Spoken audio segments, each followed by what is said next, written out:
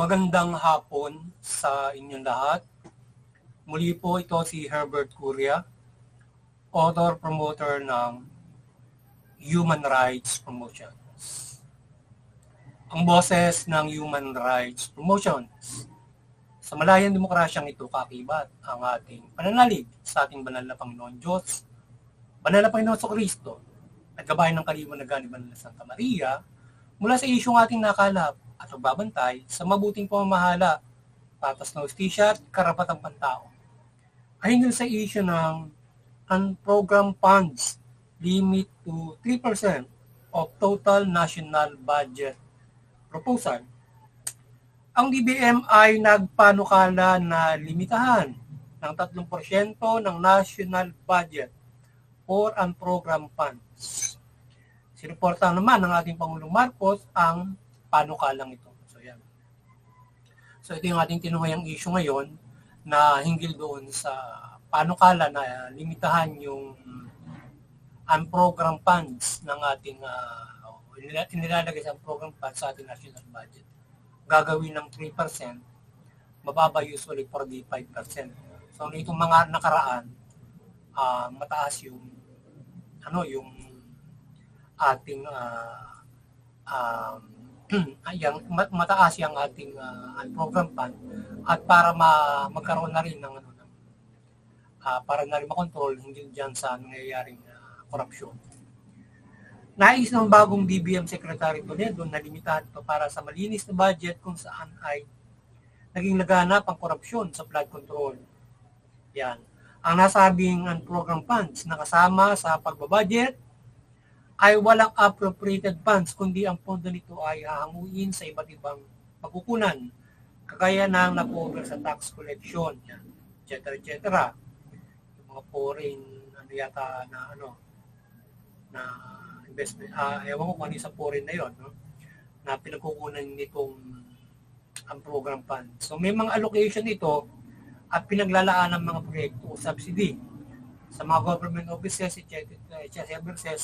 services at in price, etc. etc. Ngayon, ang Human Rights Promotions ay mariing sumusuporta sa mabuting pamamahala, patas na hustisya at karapatang pantao. Sa isyong ito, ng panukala ng DBM na limitahan to 3% ng national budget ang unprogrammed funds ay ang ating boses dito ay dapat ang standby fund na ito ay may mahusay na proseso ng paglalagak sa mga pupuntahan upang hindi makorap at mapunta lamang sa anuman. So, dapat may mahusay na proseso kung paano ito yung pinupuntahan niya, paano may pinupuntahan niya, paano ito i-release. So, may magandang proseso na para hindi ito makorap ng mga opisyalis ng gobyerno na matetempt na nakawan ng pera yung gobyerno.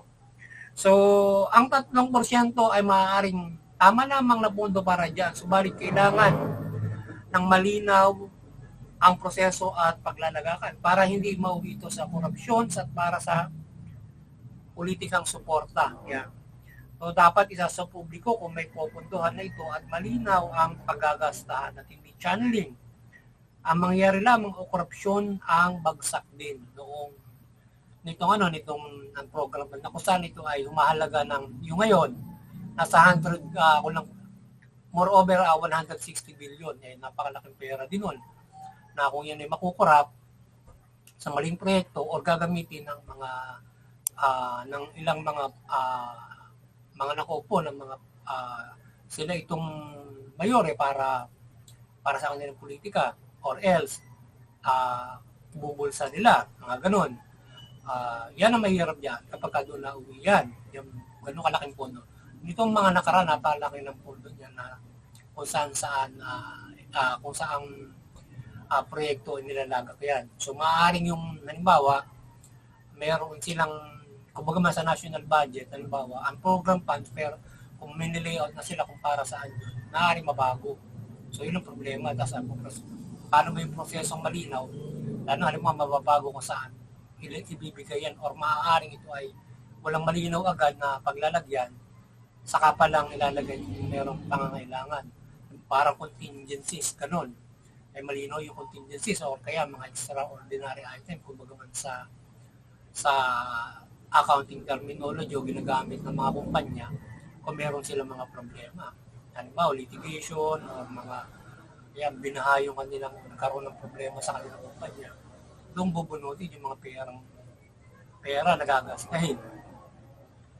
Kumbaga man yung program, kumbaga man mga proyekto yan, ayuda na hindi walang tuwiran agad na pagbubunutan at paglalagakan. Dapat may so, kung anong proseso paano, 'di ba? So ngayon kung anong dating proseso para malino na hindi yan makurap, so bigyan ng malino ng proseso para yung taong bayan hindi nagdududa saan dinadala ang unprogrammed funds at ito ay hindi na uuwi sa corruption lamang. So yung ang 3% ay maaaring dapat isa publiko kung may pupunta na ito at malinaw ang pagagasan at hindi channeling alam ang mayarani o korupsyon ang bagsak din. So dapat ay ang COA at DBM at yung ang President approval ay siyang dapat ng mga kakibat sa pag-release nito sa bawat ahensya o opisina na mga ngailangan. So dapat bubusisiin muna yun ng COA, DBM, saka nung Pangulo. Or if yung halimbawa kagaya ng ICI o yung gustong ipasa na tawag dito, yung independent people's na investigation. So maaaring makatulong yun para sa balancing and transparency. Kung may mahal dyan sa mga ganyang klase ng mga program funds or halimbawa sa mga yung mga intelligence fund or mga sinasabing mga confidential fund or mga iba't ibang mga proyekto na dapat nilang ma-check. So, kakibat sila ng COA para balancing yung checking nila mula doon. So, siguro, makatutulong yun para doon sa malinaw na pag-release ng pondo sa ang program funds na kina-question at pinagdudahan na maaaring pagbunutan ng corruption din. So yan, yung ang tuwiran na halimbawa, yung sa flood control anomaly na yan, ay meron na nga siyang tuwiran na halimbawa sa DPWH, may mga proyekto na sinasabing paglalagakan yung pala, ghost project. Meron nalagakan proyekto, yung hindi tinatapos, kinukorap na nila noong mga kontraktor, magkasabwat yung taga-DPWH contractor at itong mga kongresista na nagpapagawa ng kanilang mga proyekto pero yung pala proyektuhan na sa corruption nila na kaputo lang gagawin pero malaki pera na kadaan. Mga ganun tipo ng mga yung parang pork barrel na noon at mas malaki pa. So nakapag at yung sinasabing channeling. Magaman lalagay lang sa yung pondo tapos kukunin din, mga tipong gano'n. So yan, yung nasabing ang program fund ay masyadong maglulab. Ang ating boses din dito ay siguro ay tanggalin na itong ang program funds at magkaroon na lamang ng appropriated funds sa bawat ahensya para halimbawa yung contingencies or maaaring buffer or standby fund nga. Na halimbawa yung sinasabi nilang ang program fund, magawa na lang ilagay na lang sila siguro sa contingencies or dito sa standby funds na halimbawa maglalagay sila ng gano'n na after of the end of the year dapat magkaroon ng malinaw na fund report at ang proseso sa funding ay masunod. So dapat gano'n na lamang. So punduhan para may buffer yung halimbawa isang ahensya dahil yun ay ilalagay nila. Kung kahit mas maganda, kahit mas malinaw na may pondo na ay ilagay sa mas malinaw na buffer para tapos kung saan ilalagay yon at sa tamang halaga lang para maiwas korupsyon para buffer up lang siya. So halimbawa bigyan yung bawat mga ahensya ng mga ilang milyon, halimbawa mga 500 million na buffer para diyan. So maliit lang siguro yun, ganun. Or para idagdag or else totally tanggalin siya at wag na magkaroon. Ang pinakang gagamitin na lamang ng mga ahensya kung sila ay kakapusin ay yung ibang contingencies or ibang item na gagamitin para kung halimbawa kinapush yung kanilang budget para or else anumang ibang mga item para kung kakapusin yung bawat ahensya, hindi doon sa program fund. Kasi ang program fund ay pwedeng mabago kasi siya. So halimbawa, hindi siya basta sa tingin natin, maaaring kahit pa sabihin natin na mayroong yung program fund na napakalaking bilyones na yon, sasabihin ko dito mapupunta yan, pero pagdating noong releasing na, naiiba na, maaaring sa iba na napupunta yung proyekto. Yung pala, sa corruption na. Aside from, talagang 2 year na may paglalagakang project, halimbawa, di ba? Para ganun. Or else, makikita naman natin. Ngayon, kung contingency, malinaw yung paggagastusan ng mga ahensya, or else, ay, kung reserve fund nila yung para doon sa, halimbawa, o buffer fund nila, malinaw agad na kung saan dadalahin yun. Di ba? Ay kung paano nila babawasin yun doon sa reserve fund nila. Na kailangan yung reserve fund may kaukulang proseso rin na na-check ng presidente, na-check noong COA bago i-release sa kanila yung reserve fund na ito'y nagkulang ang isang ahensya ng kagastusan, ng panggastos. So nagkulang kami, kailangan namin yung reserve fund. So bago i-release sa kanila na meron ng talagang pondo, checkin ng COA, para sa contingency, papaya, kukuha muna ng release ng bubusisi mo ng presidente, ano ba yung kakulangan na yan, diba, mga ganun. So yun, at least mayroon siyang mahusay na proseso. At kaya rin, halimbawa, ICI or makaka-check din para malino na yung reserve fund mo, may paglalaga ka maganda, di ba? So yun ang ating boses doon. Or tanggalin na nga naman, magulo lang yan. Pinaghihinalaan lang yan na ganyan. So nakakagulo siya doon sa pagpapanding kung ganyan, di ba? So yun. So siguro ang ating panukala, tanggalin yung program fund, maglagay na lang reserve fund doon sa bawat mga ahensya. Siguro para kung sila ay mayroong kakulangan sa pondo, doon kukunin. Ngayon, yung reserve fund na yon, hindi ba i-release sa kanilang bank account yon, kundi nandun lang sa DBM yun, o treasury, magre-request sila na kulang na kami. Checking nila paano kayo nagkulang, diba? O, kailangan namin yung buffer na yan. Yun. Saka lang i-release sa kanila. So meron check pa. So malinaw na mahihirapan ng silang korapin yung reserve fund na yun, diba? So, yun. So siguro mas maganda yung ganun sa ating paningin. So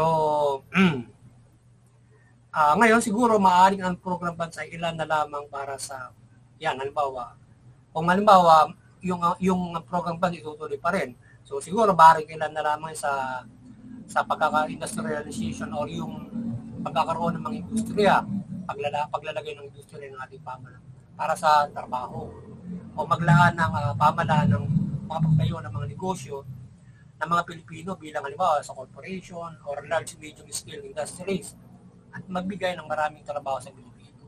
So yun, siguro ang tingin natin yung program fund, kagaya ng ibinibigay siya suporta doon sa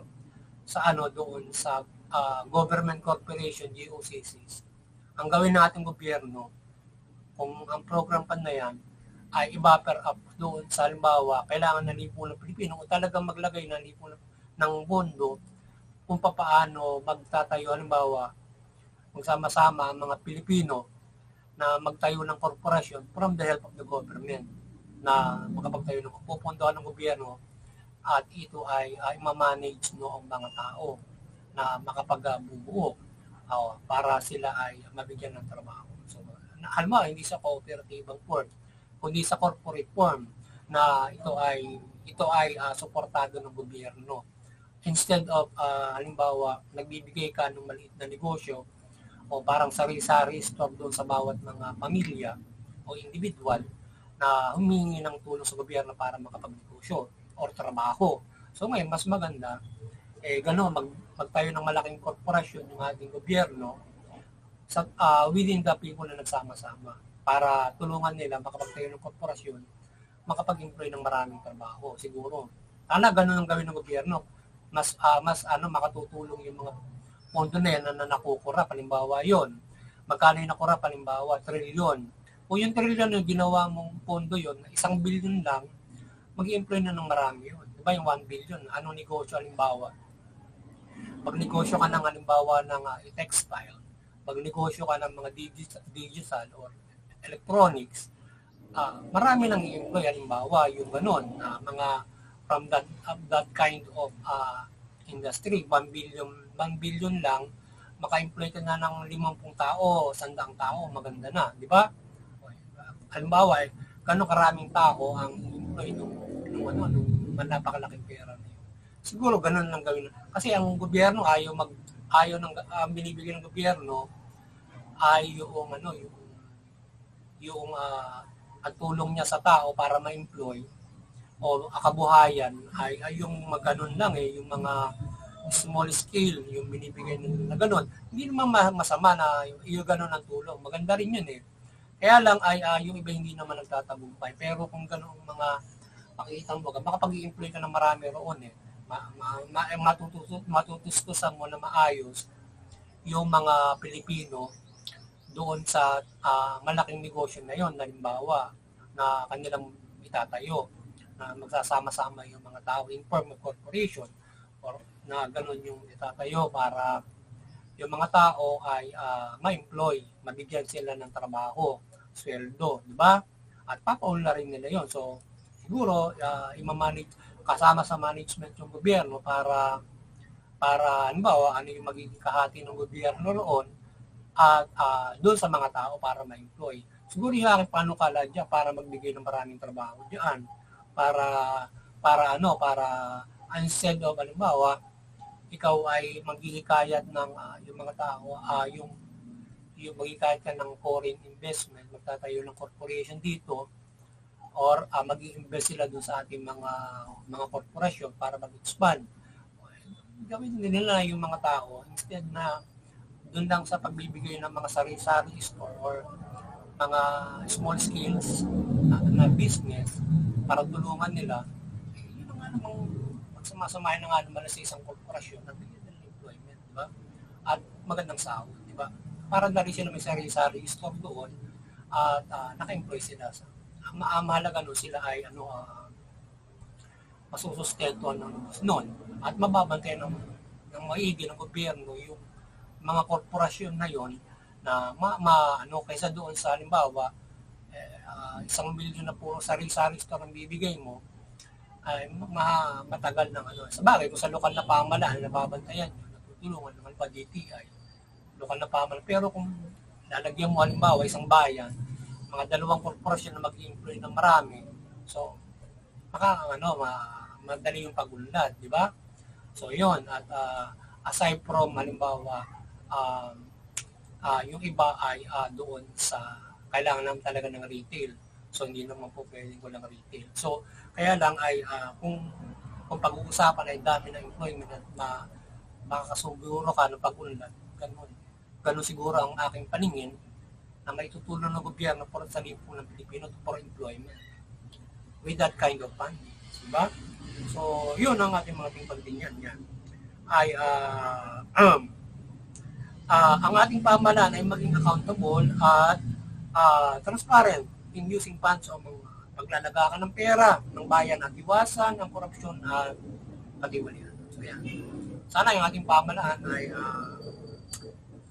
maging accountable at transparent sa salapi o pananalapi dahil mahirap talagang tempted, marami na tempted dyan sa pera, sa corruption kagaya niya sa proyekto ng mga ganyan.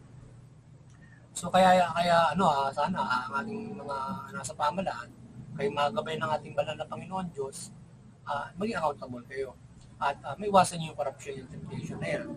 So no way ang kaunlaran ng basang ito ay paunlarin ng ating Panginoon Diyos at Kristo at gabay ng ating banal na Santa Maria. Sana mapaunlad ng ating banal na Panginoon Diyos. Tulungan niya yung ating pamahalaan ng mamayang Pilipino na makapagpaunlad tayo lahat ay magkaroon ng standard na pamuhay from the human rights. So basically, Sana ang lahat ng Pilipino makapamuhay ayon sa karapatan ng pantao. From the basic salary na, halimbawa, magkaroon ka ng 40 mil, mga ganun. As the basic salary, nakapamumuhay ka na maayos at magandang serbisyo. So sana maging ganun yung pamuhay natin sa kinabukasan na darating at maging maunlad at pangunahin kasi nakaka-affect dyan sa kulararan natin, korupsyon at pansariling interes at iba't ibang mga bagay para hindi umunlad yung Pilipino. Yung employment na lang o magkaroon na lang ng full employment, napakahirap pa kahit sa minimum wage lang. Hindi pa ma-full employment yung Pilipino, di ba? For the minimum wage lang yun, ha? Hindi pa full employment or lahat mabigyan ng negosyo, di ba? So muli ay maliwanagan ng ating banal na Santa Maria ang sambayan ng Pilipino mula pamahalaan at mamayang Pilipino. Yung pamahalaan, mamahala ng mabuting matuwid.